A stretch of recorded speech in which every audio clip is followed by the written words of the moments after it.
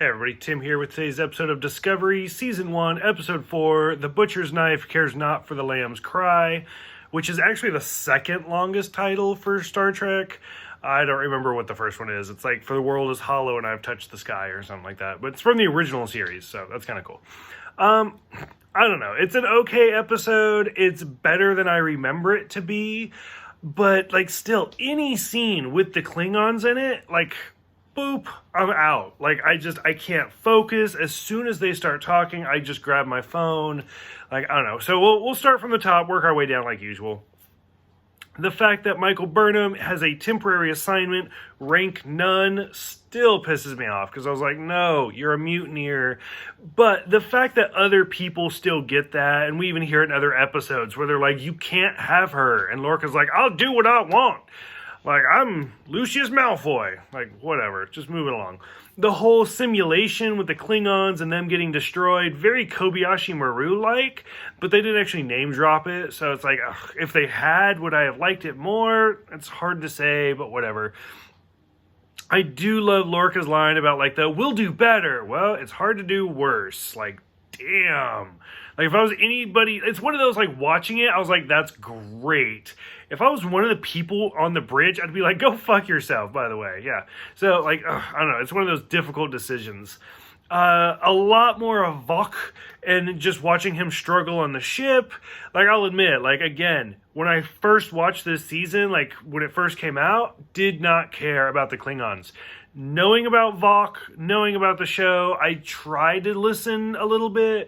Now, I like anime, and I have seen a lot of foreign films where, like, subtitles and stuff, watching it, reading it, watching it, reading it. Like Pan's Labyrinth, I love stuff like that. It's really interesting. For whatever reason, the Klingons are boring as fuck, and I don't like the way they look, and I don't like their storyline. So anytime they come on, I'm just like, I'm not reading this. I don't care what you have to say. And it's like, boom, it's instantly taking me out of the episode. Like, even if it was all, like, dubbed over, it was all English, like, as soon as I see them, I'm just like, it's painful to look at, and I just look away. But I would at least be able to listen to it. Like, I can't listen to it, I can't read it, like, it's most of these Klingon episodes, I can't handle it. And I'm sure a lot of you are like, then why watch the show or something? But I mean, if I can skip past it, I do it. So, whatever.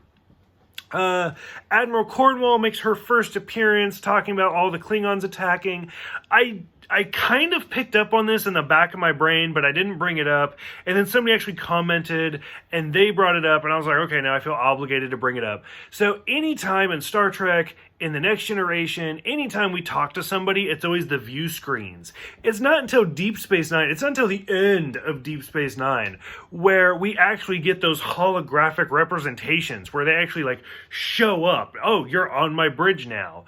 And so, like, the fact that we see Admiral Cornwall, like, on the Discovery, I mean, you can clearly tell it's a hologram, but the fact that we see her in the live communication, it's like, you should not have that technology. And it's just one of those more complaints about the Discovery is so more, like, way more advanced than it should ever be. So it bothers me. It's bad. It's bad writing.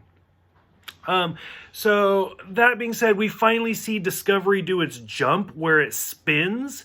And again, like, I'm watching it, I'm like, that's actually pretty bitchin'. Like, that is a great scene. And then I'm like, wait, how the fuck is this starship that's like 200 years before The Next Generation and Voyager and Deep Space Nine able to do this, and we've never seen it since? And I mean, most people, like, freaked out on Twitter and Facebook, and they're like, why is this ship so advanced? And Discovery, like, it's about to go into its third season, and they've changed a lot. And they're like, well, shit, how do we write ourselves out of the corner? And they actually do it in a pretty impressive ways. So, which I'll get to it as we cross those bridges. We meet Dr. Culber for the first time, played by the amazing, great Wilson Cruz. Like, I've been a fan of his for a long time, most notably My So-Called Life. It's terrific. So to see him show up, it was really great. I was like, oh, look at him.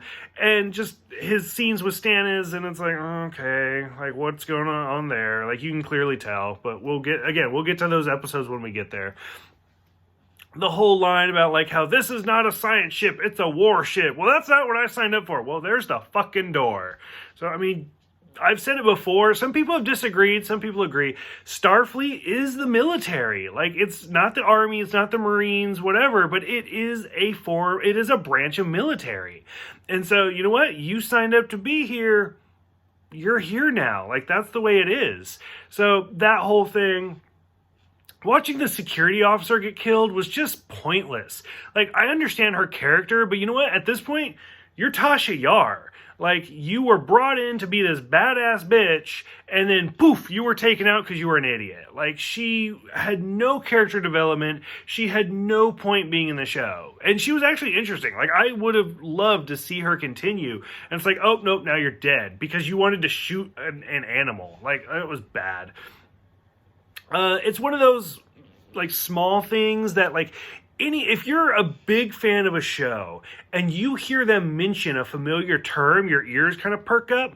So, for example, like Doctor Who, like watching the first Doctor and the second Doctor, they've encountered different people that like just refer to themselves as the Master. And every time they do it, you know it's not the Master, but every time they say it, you're like, oh, he just said Master. What? What's going on?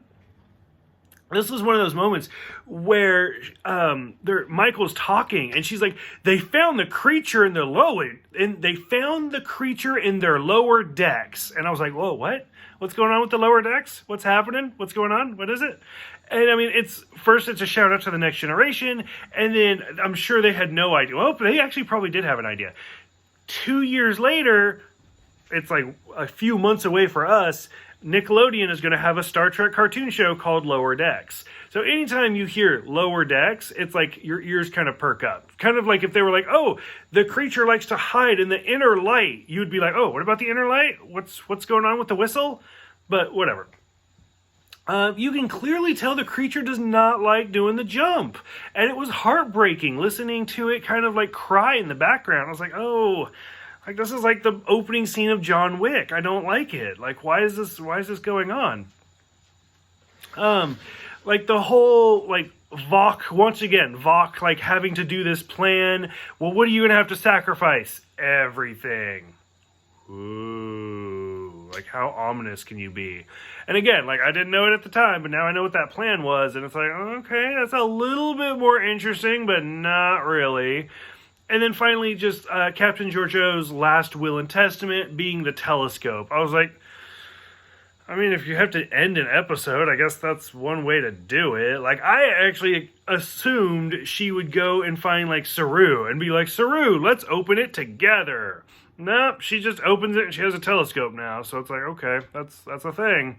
But I don't know. I'm still struggling through this series. I know the first season's the roughest for me, but whatever. If you take out all the Klingon scenes, it's not a bad episode. It's actually kind of interesting to watch them figure out how to jump. So, for those who have seen it, what did you guys think? Let me know, and I'll see you guys next time for Choose Your Own Pain.